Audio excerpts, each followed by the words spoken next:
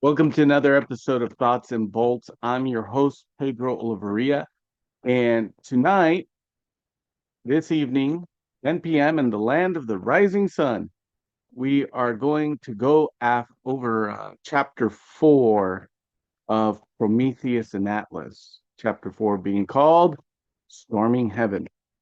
Now, this was a challenging read, but well worth it. Um, this is a hard book. It is. I mean, it's a great book, but I think some of what makes it hard is the fact that, this book was originally a PhD dissertation. Okay. It was a PhD thesis, you know, um, as a requirement for a PhD in philosophy. And so it's originally written for other people with PhDs in philosophy or the different people that were on the board on the committee. Um, and so the initial audience is one that is familiar with the people and ideas being talked about. If you're like me and you didn't study uh, philosophy really deeply in college, um, or you just you don't read Kant on your own, um, some a chapter like this can be really difficult because not only are you taking in Jorjani's reading of Kant, but you're also getting familiar with Kant in that through Jorjani's own reading, right? So it's difficult, but that's why I design these PowerPoints the way I do, because if what I'm saying doesn't make sense, you can always pause the video and read. Again, just like in the last episode, my mission is to distill the content of the chapter. Um, I'm going to make a follow-up video later, which is a commentary on chapters 3 and 4, where I expand and expound and give my own interpretation and my own kind of spin, or at least explain more my understanding of what I read and maybe kind of give more context, right? Because this book isn't about Kant, right? It's not about Descartes. Um, but we have chapters about Kant and Descartes. So, Giorgiani can't put in everything he's read on those issues and on those thinkers and writers. So that's what the follow-up commentary episodes are for, right? To add a little more context and also just share my own interpretation, right? Because it's fun. So again going to use a kind of chronological order, much less so in this video than in the last one, but I think it helps the novice like me to come to understanding. So, Kant, Storming Heaven. If I were to summarize this chapter neatly in one little sentence or a couple of sentences, in one paragraph, it would be this: that Kant, for all his posturing as a rationalist and an empiricist who was anti mysticism and anti magic, was himself in his youth a very strong Swedenborgian.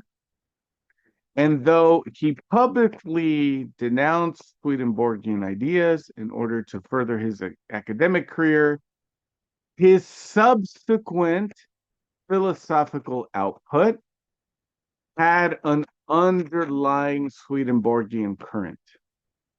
That is to say, that though outwardly many of Kant's ideas seemed far and removed from the mysticism of Emmanuel Swedenborg, when you go deeper, you'll see that there is a Swedenborgian, a very mystical Protestant current underneath his ideas, which means he was an esoteric writer. Okay. And he's not what people imagine him to be, right? Because I mean, Kant wrote, a treatise called What is Enlightenment, right? During the Enlightenment. So, Kant and Descartes are like these two heroes of the Enlightenment, that positivists hold up.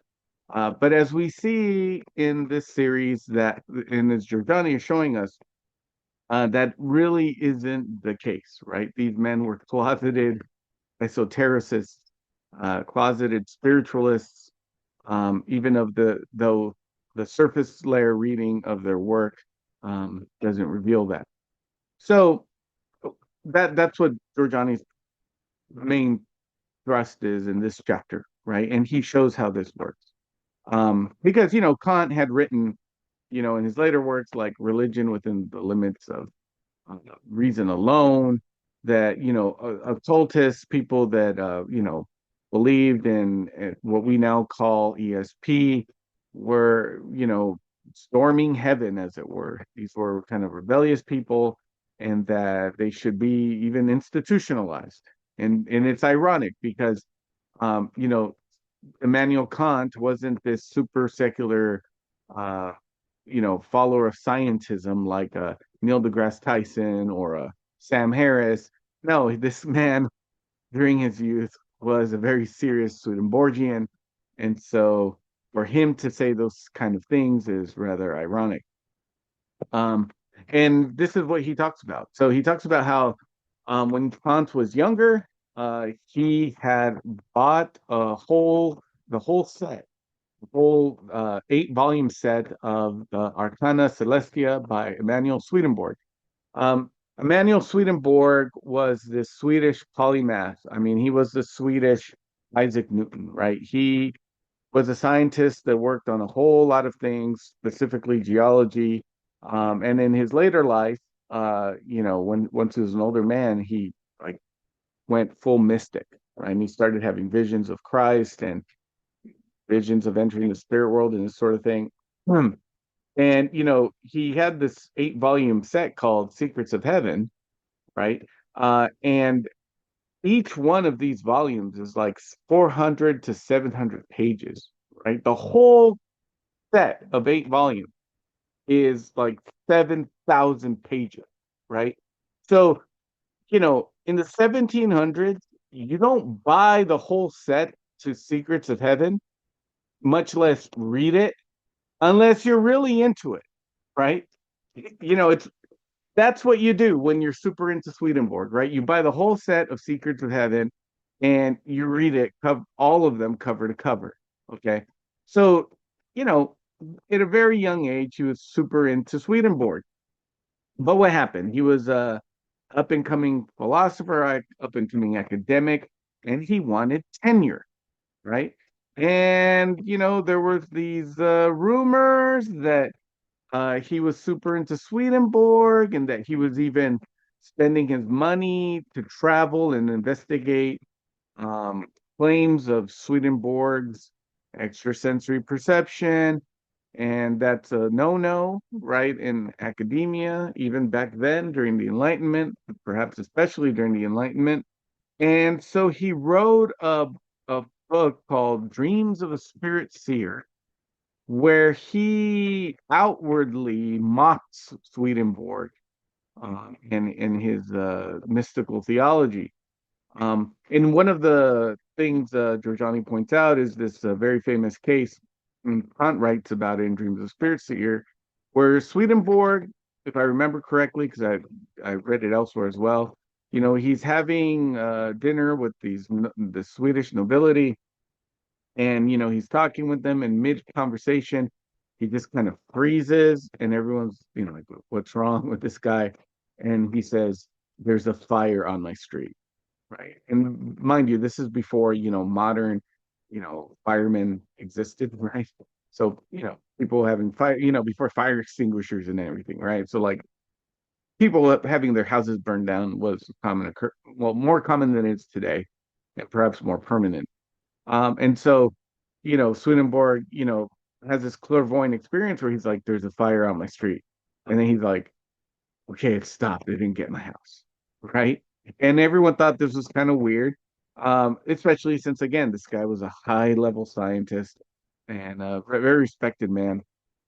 And it turns out that on that same day, that night, there was a fire on his street and it destroyed several homes. It did not reach his. Okay. And Kant, investigated this. And while lampooning, this is where it gets interesting, right? Because Kant, he lampoons this vision Swedenborg had, but then he says that within the same breath that, wow, people with money should investigate this kind of thing because it would be awesome if we could find proof that it was real. But, we should also debunk it because we don't want people like Swedenborg to be mythologized and kind of like, deified like Apollonius of Tyana. Now, it's really interesting that Kant uses Apollonius of Tyana because Apollonius of Tyana is kind of like the pagan Jesus. He was a miracle, supposedly a miracle worker, in antiquity, who was a pagan, but he did a lot of the same kind of things Jesus did. And so it's interesting, like, he says Apollonius of Tyana, but he doesn't say Christ because, he lives in Christian culture. But, you know, uh, Kant is talking out of two sides of his mouth, right? When he's talking about Swedenborg, because in Dreams of Spirit-Seer, he kind of half admits that, like, okay, Swedenborg may have been getting some kind of inflow from, what the noumenal world, but it wasn't what he thought it was. It was something else was happening. It was kind of like his mind interpreting these inflows, in using the symbols that are available to him in his environment through his life experience, and that it isn't as solid as he says. And so he talks out of two sides of his mouth when he's critiquing Swedenborg. And this was, as Jorjani points out, this was originally posted, published anonymously, but everybody knew who read it that it was written by Kant. And at least on a surface level, this criticism and mockery of Swedenborg was enough to ensure him a tenured professorship. Um, but what Jorjani points out is that what he argues is that you need to read a little deeper. And when you read deeper, when you read Kant as an esoteric writer, and Leo Strauss had a bunch of different techniques that would allow someone to do this.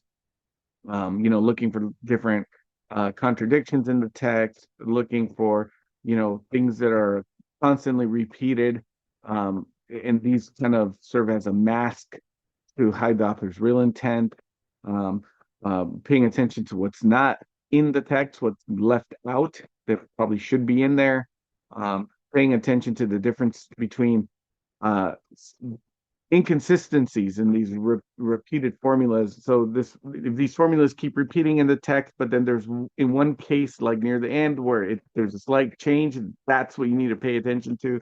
Also, esoteric writers, according to Strauss, will often put the real message, the real heretical thing they're trying to say, right in the middle of the book or right in the middle of the paper, and they'll put like orthodoxy at the beginning and at the end.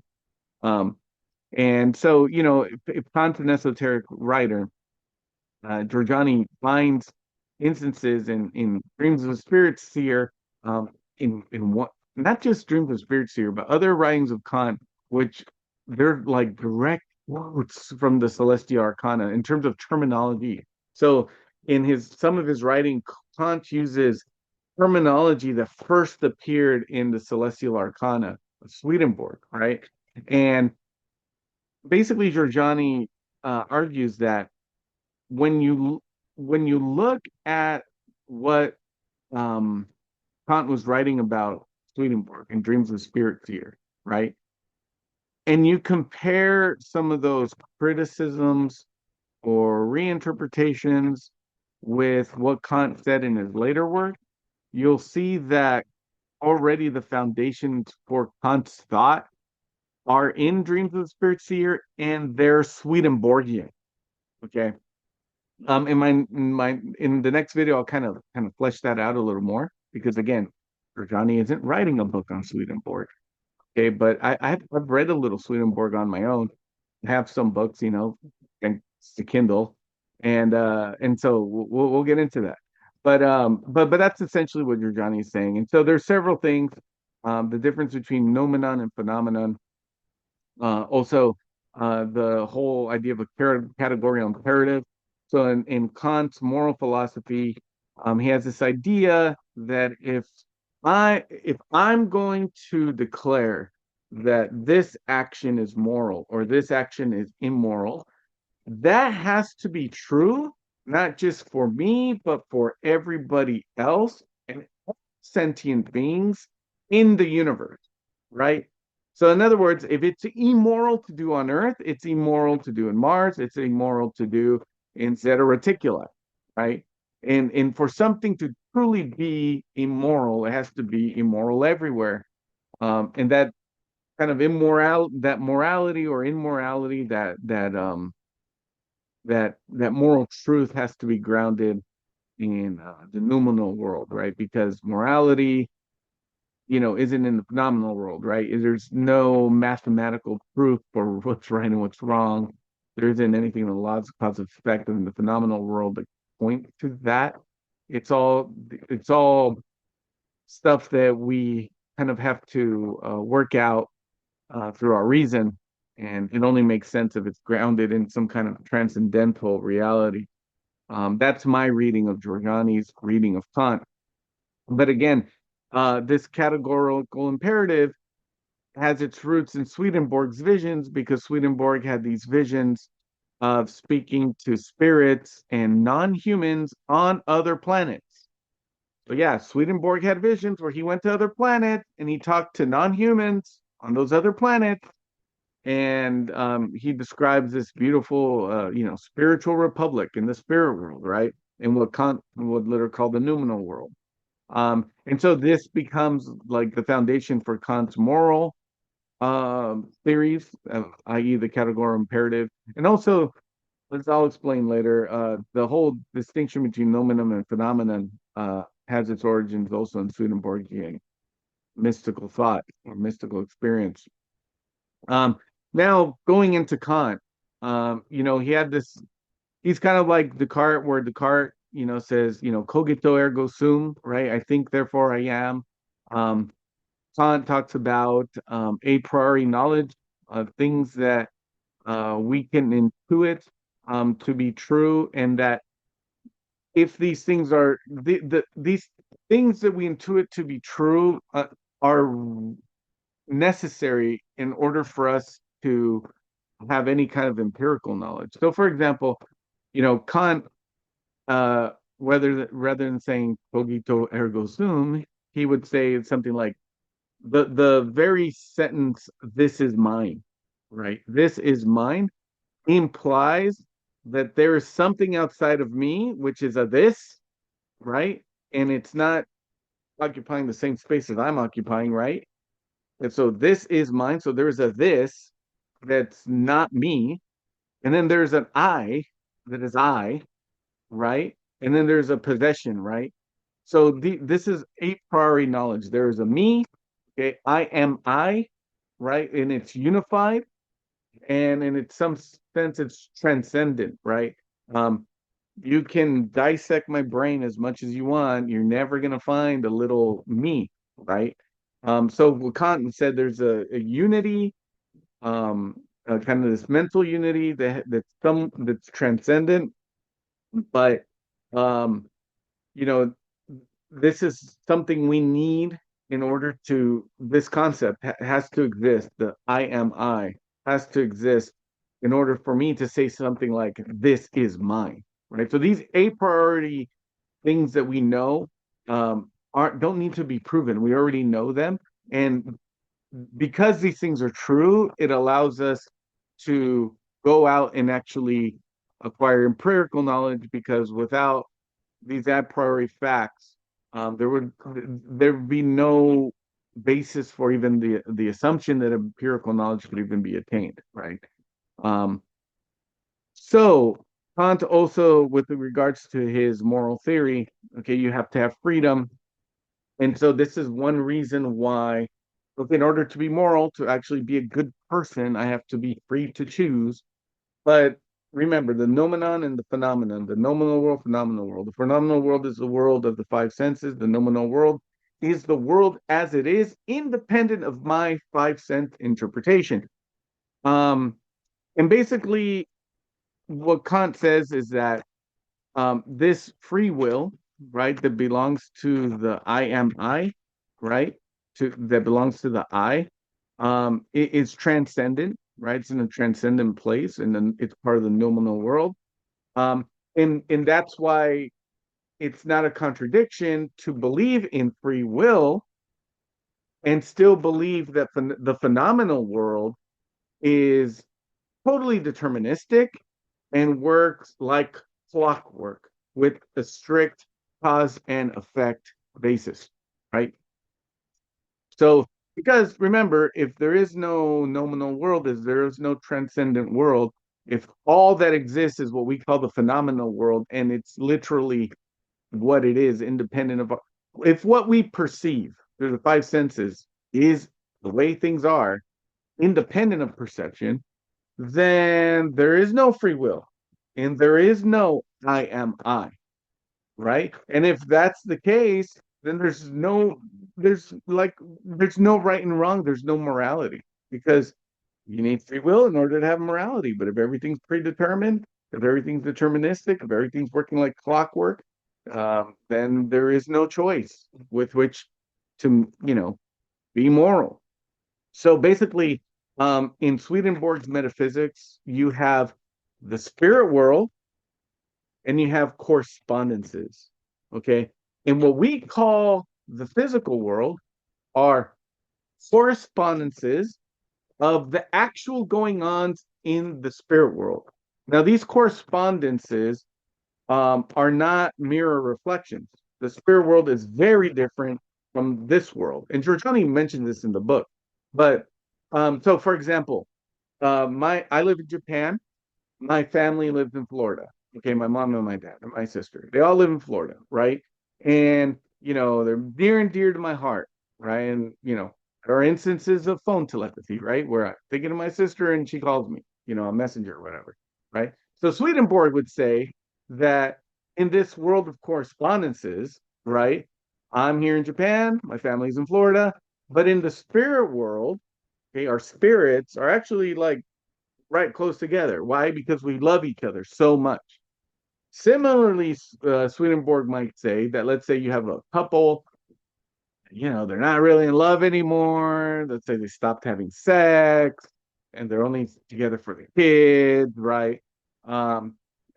Because society forces them to stay together, whatever. Physically within the world of correspondences, they may be living in the same house, but in the spirit world, his spirit's in India and her spirit's in Argentina, let's say, right? Um, they could be totally far from each other. And this goes into, Swedenborg's theory of angels and demons and all that sort of thing, and heaven and hell, where you end up. So basically, what I was saying is that Swedenborg's spirit world becomes Kant's nomenon, and Swedenborg's correspondences becomes Kant's phenomenon. But there's a difference because, as we shall see, um, for Swedenborg, there is an inflow from the spirit world to the world of correspondences, right? But that doesn't exist with Kant, right? So for Kant, there is no causal power, right? It comes from that nominal world. Uh, and so he has this kind of like this dualism. So and this is what enables Kant to have uh, faith or argue for belief in faith. Let me make sure I got that right. I got it right. So so essentially, remember, Kant is trying to do the same thing Descartes is trying to do in the sense that he wants to divide knowledge into, let's say, scientific knowledge on one hand and spiritual knowledge on the other, right? So Descartes he wants the church to flourish and he wants science to flourish. And the way Descartes makes that happen is that he divides mind from matter, right? And he says, church, your job is mind, science, your job is matter. Kant does a similar move, but what he does is say, look, there's a noumenal world, the world as it is, independent of perception. And we, through our perception, have no way of knowing what that is. And then there's the world of perception, right? And science is all about the world of perception. And because we can't have any scientific knowledge of the nominal world, that creates a space for faith to flourish. And in my reading of Jorjani's reading of Kant, what he means by faith is belief without empirical knowledge, right? Because there's different definitions of faith. Remember, this is Germany in the 1700s. So let's say there's a lot of Lutheranism in the air, right? Faith alone. Well, here you go. This is the metaphysics that justifies faith, right? In this sense, the belief in things that can't be empirically proven. Okay. Now, despite all this, Kant excludes the paranormal from all of this for several reasons. Okay.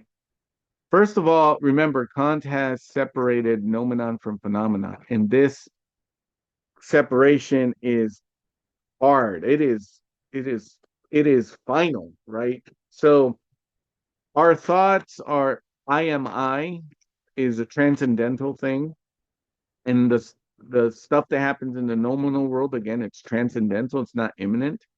Um, and our knowledge of the nominal world is impossible because for Kant, again, all real knowledge is kind of not all real knowledge.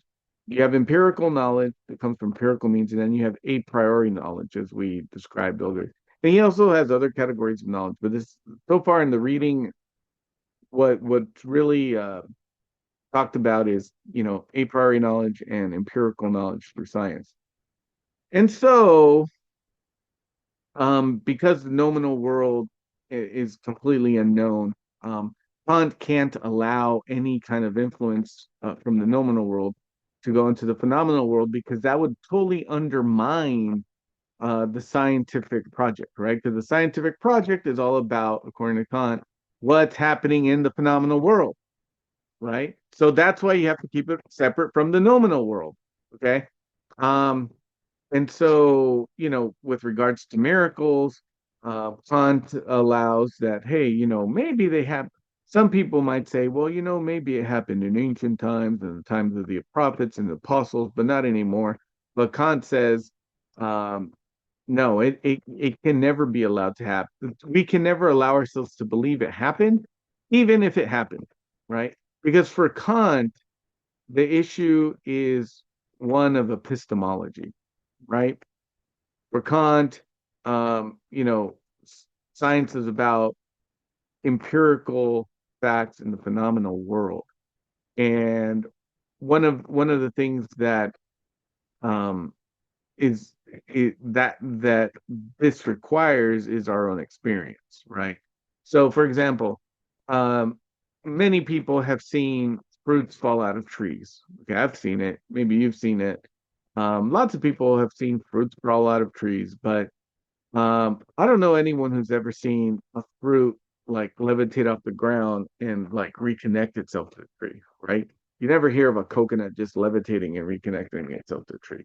Now let's suppose you're sitting in some, Caribbean island and there's a coconut and there's a tree and you just see the coconut levitate and reattach itself to the tree. Let's assume that really happened for the sake of this illustration. Kant would say that nobody should believe that happened, even if it did, right? Because it contradicts the lived experience of every other person, and it's something again it you know, can't be replicated. Now, um, Kant himself notices that I mean, he has a problem here. And this problem is similar to Descartes' problem, right? Descartes' problem was the issue is this: if you separate mind from matter completely, and you say mind has no causal ability, right? There's res extensa, res cogitans, matter in mind, and res cogitans has no extension, it has no causal power. If you're saying that, how the hell do you explain the mind's control over the body, right? I just decided to move my arm, right? That proves Descartes is wrong, okay? Because if my mind has absolutely no connection, because it's completely different substance from my brain, then there should be no cause and effect relationship between my mind and my body, okay? So that was pointed out by Princess Elizabeth Stuart of Bohemia, and Kant has a similar problem, right? Because he will not allow uh, for any kind of influence from the nominal world into the phenomenal world, and yet the I am I, right? That transcendental unity that is me, that has a priori knowledge. Um, you know, it has effects over my physical body, right? I choose to move my arm. Okay. And Kant uh, acknowledges that this is a problem. Okay. Because, um, saying that my mind can move my arm is no different than saying my mind can move a, a cup, that's 6 feet away from me, right?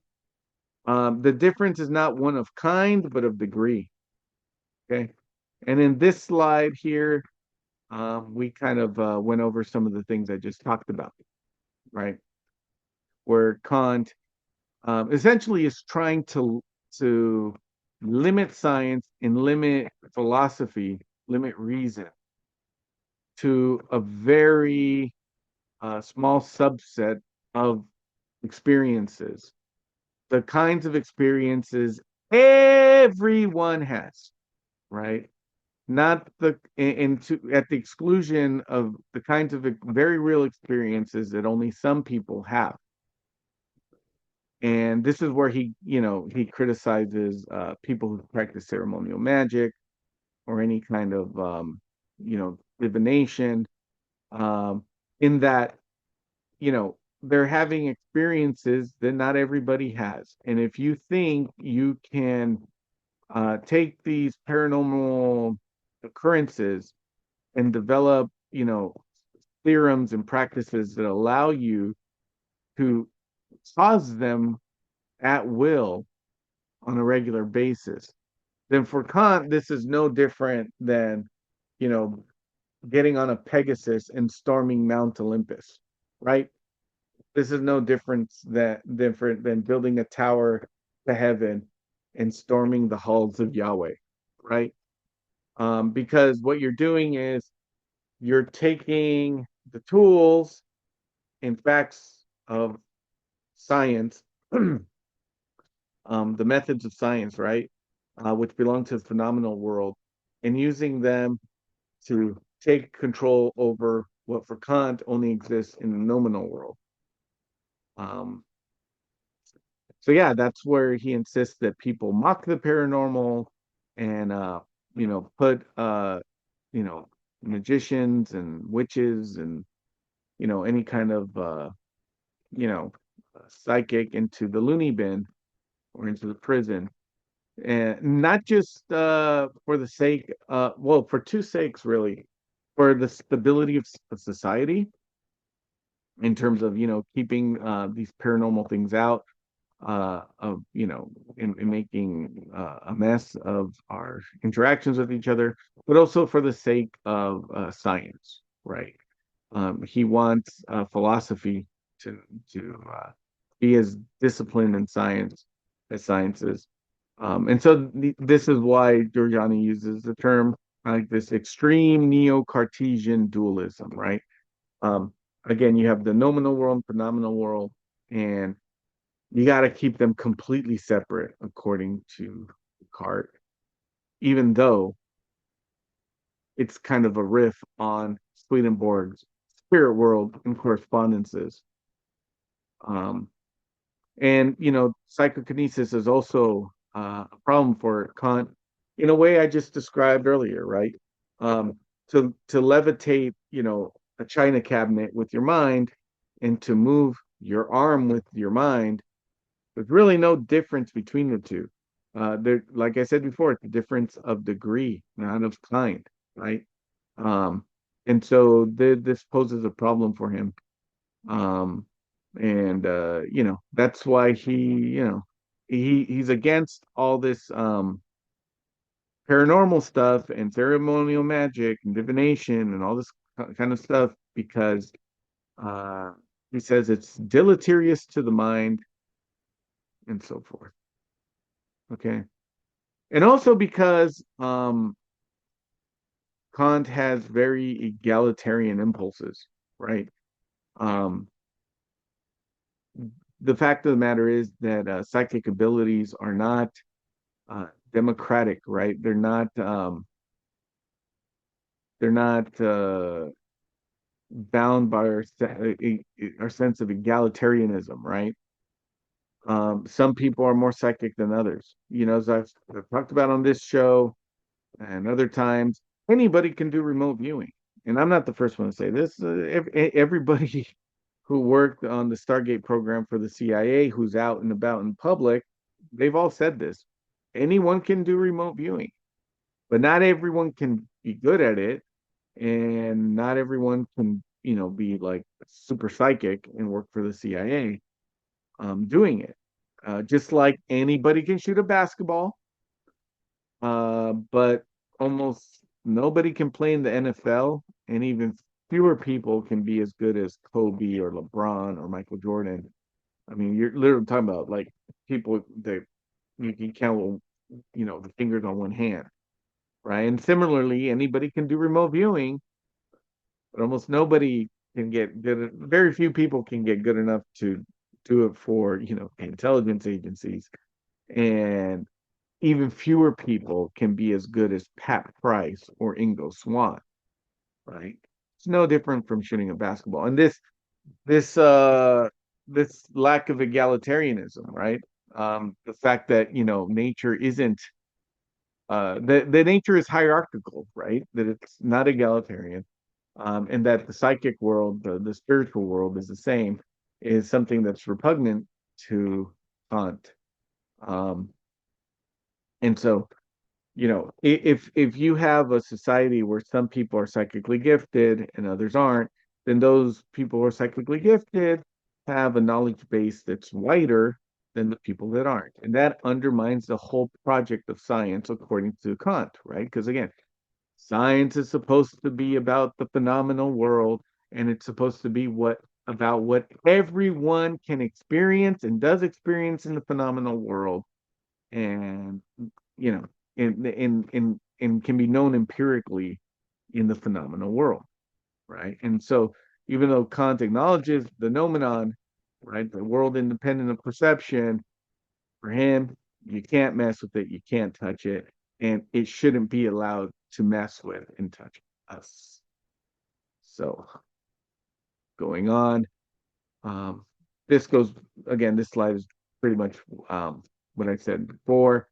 But Jorjani shows that in Kant's writing against the paranormal, uh, he kind of has like the tone of this churchman, you know, and he makes it, this kind of piety where how dare we think we could ever know, what's beyond the five senses and manipulate what's beyond the five senses and sort of that sort of thing, that we should exercise wise simplicity and staying away from these things.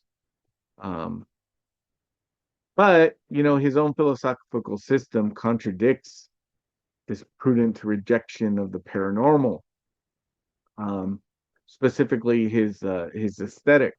For Kant's sense of aesthetics, right?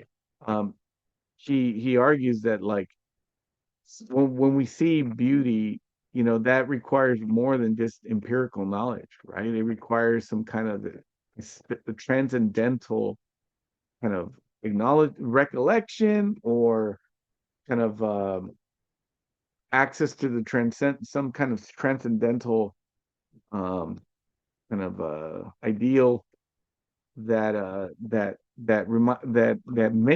reminds us that such a thing is beautiful, if I read it correctly, right? So like Kant's own ideas of what's beauty, um, again, it's not limited to phenomenal world.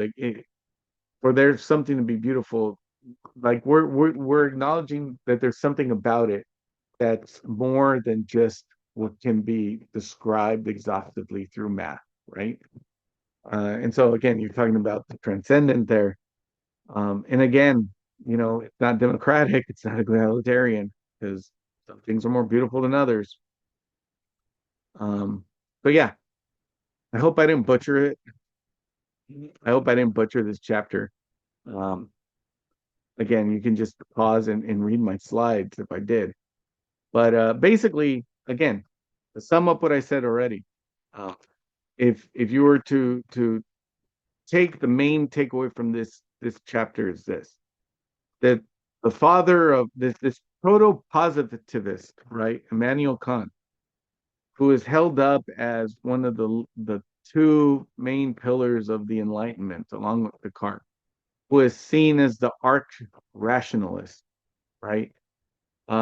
He himself was a closeted Swedenborgian. In other words, this man who outwardly, in the surface level of his writing, is anti ESP, anti psychokinesis, anti clairvoyance, anti magic, not just on rational grounds, but on moral grounds, on political grounds, right? That this Immanuel Kant was actually a closeted follower of the Protestant mystic Swedenborg, and that his own metaphysics, his own moral philosophy, and his own philosophy of aesthetics owe themselves or have their basis in the mystical insights and experiences of Emmanuel Swedenborg. Swedenborg's spirit world becomes Kant's noumenon. Swedenborg's correspondences become Kant's phenomenon. Swedenborg's interactions with beings on other planets and in the spirit world become the basis for Kant's categorical imperative, in which right and wrong, for it to be truly right and wrong, must be right and wrong in all worlds and in all times. And also, Kant's aesthetics is grounded on the transcendent, because beauty is something that transcends the phenomenal world, the world of the five senses, right? It transcends what can be measured empirically, right? We can't make sense of beauty or right and wrong for that matter without appeal to the transcendent, to the nominal. And I also think it's interesting, though not mentioned in the book, that the root word for nomenon is nous, mind, right? But anyways, that's storming heaven, right? So Kant himself did not deny psychic abilities. He simply believed that it was immoral for us to cultivate them because that's the functional equivalent of taking the Pegasus all the way up to Mount Olympus, right? And we know what Zeus did when that Greek hero rode the Pegasus to Mount Olympus. He sent a fly to annoy the horse, the flying horse, and then the Greek hero fell off the flying horse and was died or was crippled for the rest of his life. And we all know, right, what happened when they built the Tower of Babel, right? This tower to go up into heaven. Yahweh knocked the tower, basically confused everyone's languages so that they couldn't work together to build it. So Kant, Zeus in the story of Pegasus, and Yahweh in the story of the Tower of Babel, is concerned with boundary maintenance, right? Because he needs this boundary to exist so that faith and science can flourish, right? You separate the nominal from the phenomenal. Science can have its heyday with the phenomenal, but in order to do that, it has to ignore the nominal, right? And then all those psychic abilities, all those psychic powers, telepathy, telekinesis, clairvoyance, all that good stuff, he throws it into the phenomenal world, right? And he says that's where it belongs, and we're not going to touch it. And that's also kind of having this kind of Lutheran impulse, Protestant impulse, faith alone, right? Faith is what leads to salvation. Well, if the nominal world is completely unknowable through empirical means, right? Then whatever we can say about it is a matter of faith, right? It's a matter of belief without empirical verification, even if it is true. And so that's very Protestant, right? And that it seems like a winning strategy, right? But we'll see in my commentary, it isn't. And for the same reason, the card system doesn't work. Um, but yeah, I hope you like this show. Uh, as I always say, your consciousness is not classified. Uh, do psychic stuff. Until next time, have a good day. Learn to meditate. Just don't hurt yourself or hurt anyone else.